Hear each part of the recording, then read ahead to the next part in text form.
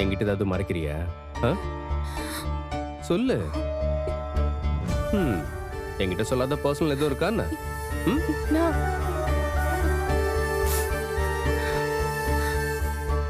என்னடா சொல்லு. நான் தொலைச்சிட்டேன் அஜய். தொலைச்சிட்டியா? என்ன தொலைச்ச?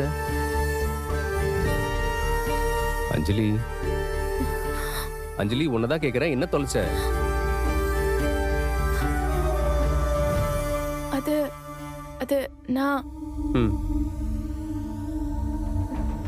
விரல்ல போட்டிருந்தேன்ல, ஆமா. காஸ்ட்லியான டைமண்ட் ரிங். ஆமா, நான் உனக்கு பர்த்டே கிஃப்ட் பண்ணனே. அதான் தொலைச்சிட்டேன். ஏய், அந்த ரிங்கையா? ம்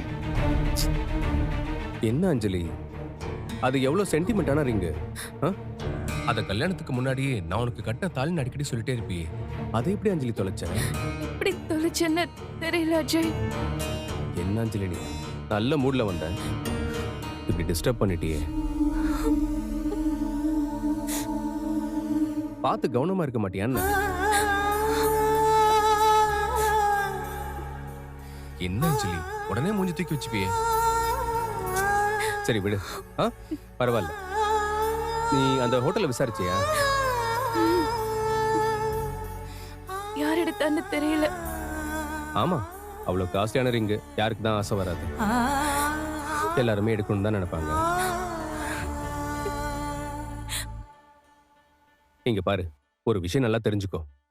நம்ம கிட்ட இருந்து ஒரு பொருள் தொலைஞ்சு போனா அதுக்கு நாம மட்டும்தான் காரணம்.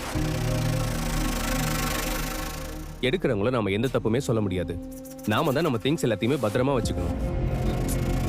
என்ன அஞ்சலி இப்படியே கேர்லெஸ்ஸா இருக்கிறது?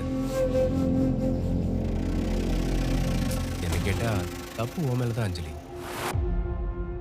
ஆமா, நீ கவனமா இருந்தா அது மிஸ் ஆயிருக்காதுல்ல?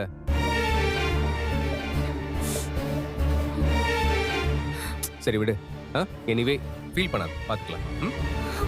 தொலைணும்னு இருந்திருக்கு, தொலைஞ்சிருச்சு. அது திரும்பவும் கிடைக்கணும்னு இருந்தா கண்டிப்பா கிடைக்கும். ஓகே, நான் போய் ரிஃப்ரெஷ் ஆகிட்டு வரேன். சரியா? விடு அஞ்சலி, பாத்துக்கலாம். ஓகே, நான் இப்போ வந்துடுறேன். ஒரு ரிங்கு தொலைஞ்சு போனதுக்கே என் மேல தப்பு இருக்குன்னு சொல்றியா அஜய்? என்ன நடந்துச்சுன்னு உண்மை தெரிஞ்சா உன்னால இதை தாங்கிக்க முடியுமா? என்ன உன்னால ஏத்துக்க முடியுமா?